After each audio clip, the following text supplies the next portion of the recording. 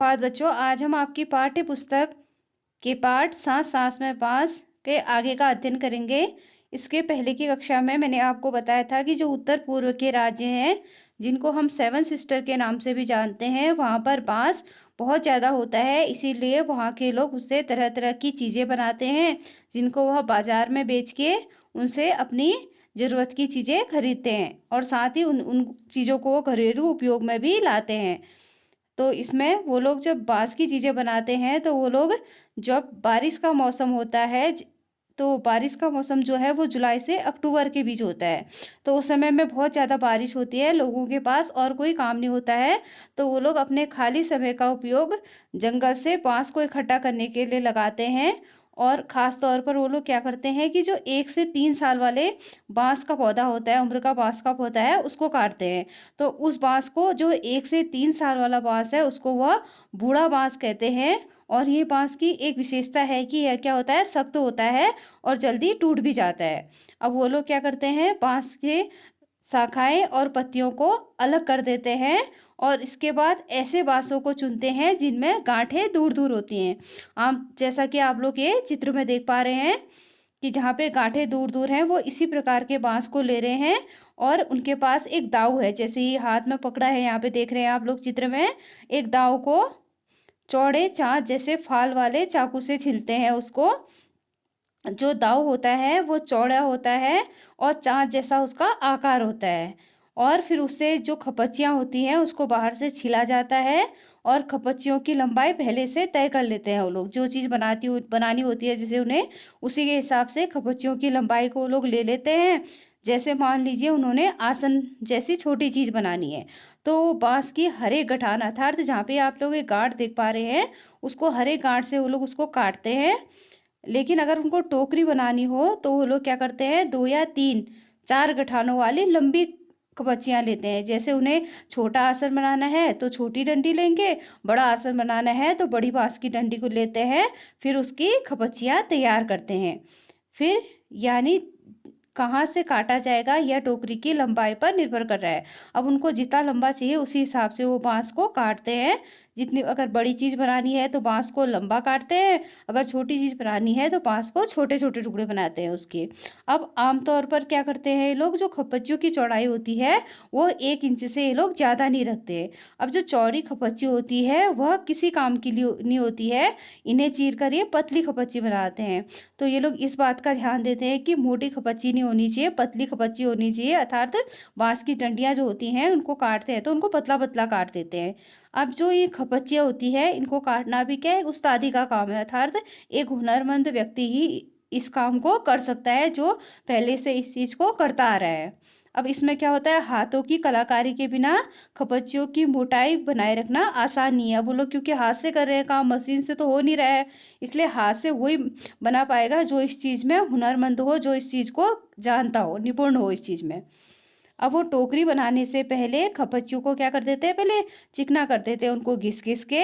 अब इसमें इनकी एक जो औजार काम आता है उसको दाँव कहा जाता है। अब खपच्ची को ये क्या करते हैं, अपने बाएँ हाथ में पकड़ते हैं और दाँव को दाएँ हाथ में पकड़ते हैं। अब जो दाँव का धारदार सिरा खपच्ची को दबा के रखता है, जैसा कि आप लोग यहाँ पे देख रहे हैं कि इन लोगों ने एक दाव रखा है नीचे और यहाँ पे ये खपच्चियाँ, ये टोकरी तैयार कर रहे हैं और ये महिला आसन तैयार कर रही है। और साथ ही इन लोगों ने काफ़ी बाँस की चीज़ें बना के रखी हुई हैं। अब ये जो तर्जनी होती है, तर्जनी अर्थात जो हाथ के नीचे का जो तर्जनी होती है उसको दाँव के नीचे रखा जाता है।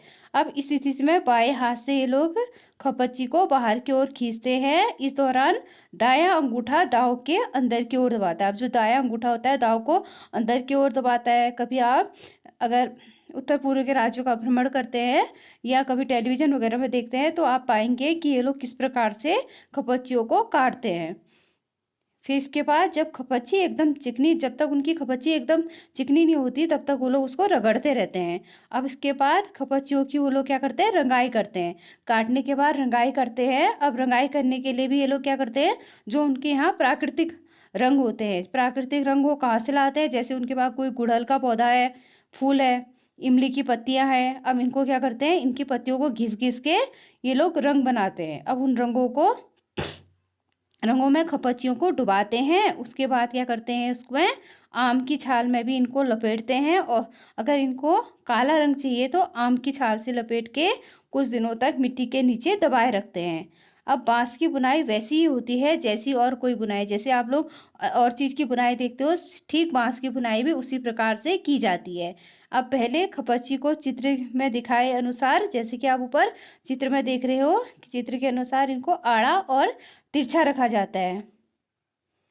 फिर उसके बाद फिर बाने को बारी बारी से ताने के ऊपर नीचे लाया जाता है। अब जो ऊपर का सीधा होता हिस्सा होता है उसको ताना कहा जाता है, जिसको नीचे से जिससे इसका डिजाइन तैयार किया जाता है उसको ताना कहा जाता है। अब इसे बना के इसमें चेक का डिजाइन बनाता है, और पलंग की दीवार की तरह इसकी बुनाई की जाती है।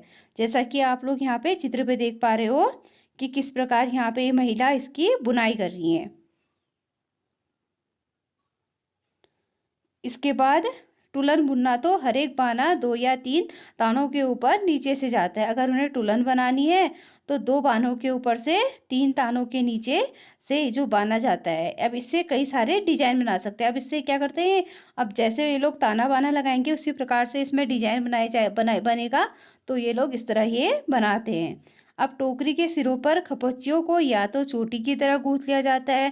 अब जब वो ये सब टोकरी पूरी तैयार हो जाती है तो ऊपर के सिरे से किसी का हाथ नहीं कटे करके ये चोटी के आकार की एक खपच्ची से ही चोटी के आकार का उसका सिरा मोड़ मोड़ देते हैं, और पूरी खपच्ची को चारों पूरे गोल करके बंद कर दिया जाता है, ताकि वो अच्छे से ढक जाए, सुंदर भी रखे, और किसी का हाथ भी उससे न कटे, न वो हाथ में चुभे।